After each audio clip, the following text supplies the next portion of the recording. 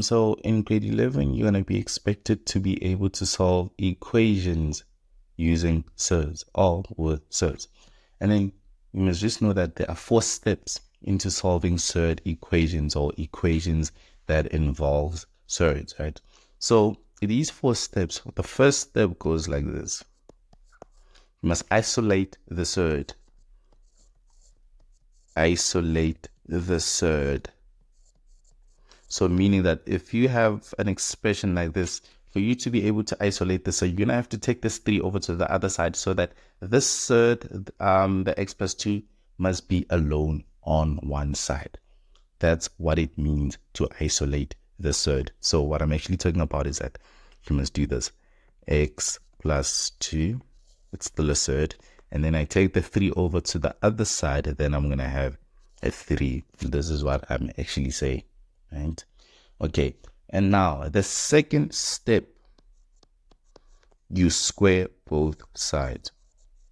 Square both sides. Square both sides. So what I'm actually saying is that you're going to go to this.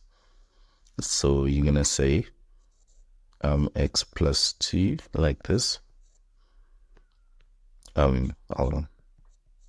Okay, so basically what I'm actually saying by squaring both sides is that you're going to say x plus 2 squared and 3 also squared, and then you simplify. Obviously you simplify, so this 2 will cancel that root. Then you're going to have x plus 2 is equal to this side. You obviously have 3 squared, which is 9, right?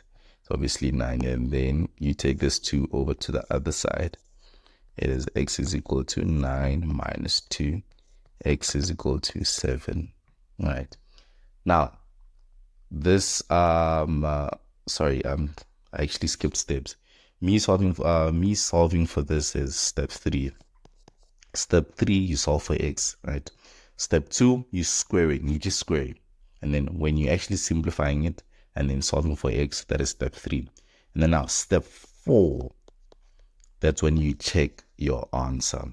You always check your answer. You get a mark for this. If you don't check your answer, you're going to lose a mark. So if this whole thing supposedly, if this whole question was for like out of, let's just say 4 marks, and then you don't check your answer at the end, you would have gotten maybe a maximum of 3 or 2, but then you wouldn't actually get all 4 marks or the full marks. You wouldn't. Why? Because you skipped or you didn't actually do one of the steps, which is checking your answer. So checking your answer is very important, just as the other steps are important. I just hope that makes sense, right? Checking your answer at the end is. But then now you may be like asking yourself, wait, how am I actually going to check my answer? So now you solving for x, it says 7. So now you're gonna have to go back to the expression. We are saying that x is 7. So if x is 7, substitute that 7 there. Substitute it, and then let's see if we get 0. So let's go ahead and that is step 4, right? So let's check our answer. So it is x plus 2 minus 3. So if I substitute, if I take out x and put 7 in, and then I don't get 0 on the other side, so that means this whole thing is wrong. That's what it means when they say check your answer. So let's go ahead and check our answer. So it is the root of 7 plus 2 minus 3. This is still the left hand side. So 7 plus 2 is 9. So it's 9 minus 3.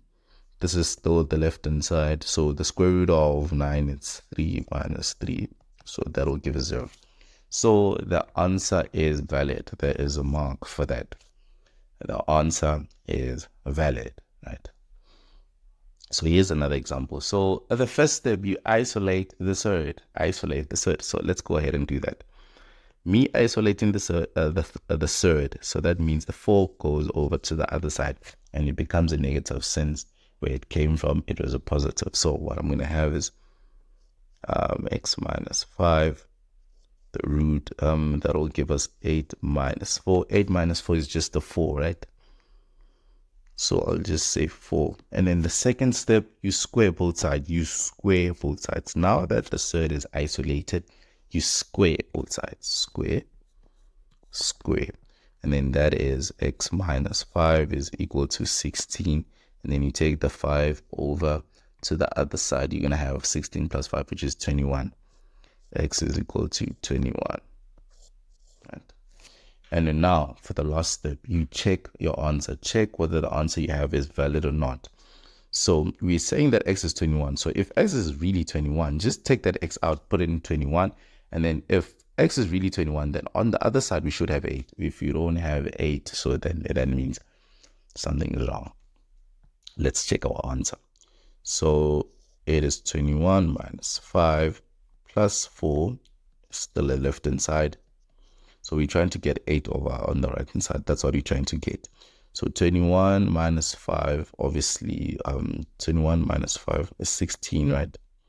16, the root of 16 plus 4, still the left hand side. So it's 4 plus 4, which is still the left hand side. The answer is 8. So the answer is valid. The answer is indeed valid. Okay, here's another one. You isolate the surd. That's step 1. Step 1, we isolate the surd. So how do we isolate the surd? I'm going to take this 5 over to the other side. It's going to become 13 plus 5. 13 plus 5.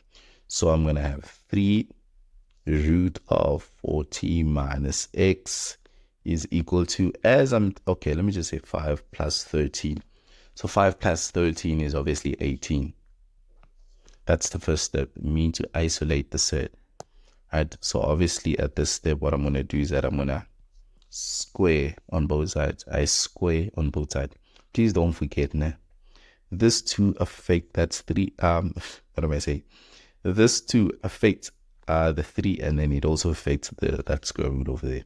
So what I am going to have right now is 9 times 40 minus x. As you can see, I didn't lose my brackets, please, because if you just say 9 times 40 minus x, as you can see, this 9 only affects the 40 and not the x, and your answer is going to be wrong. So please, brackets, as long as we're dealing with 2 or more terms,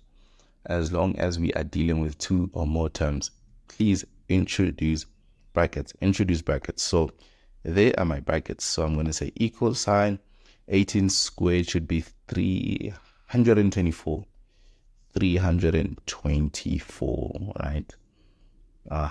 324. So to make things easier at this point, I can actually try and divide by 9 on both sides. So at this point, I'm going to try to divide by 9 on both sides. Divide by 9.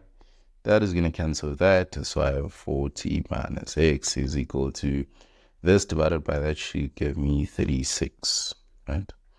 So obviously you're going to have to solve for x. So it's 40 minus 36 is equal to x. So x is just 4. So you must always check your answer if it's valid or not.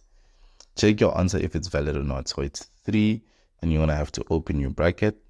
40 minus, then x should be 4, then minus 5. You can just punch this whole thing in your calculator. You must get 13. If it's 13, then the answer is valid.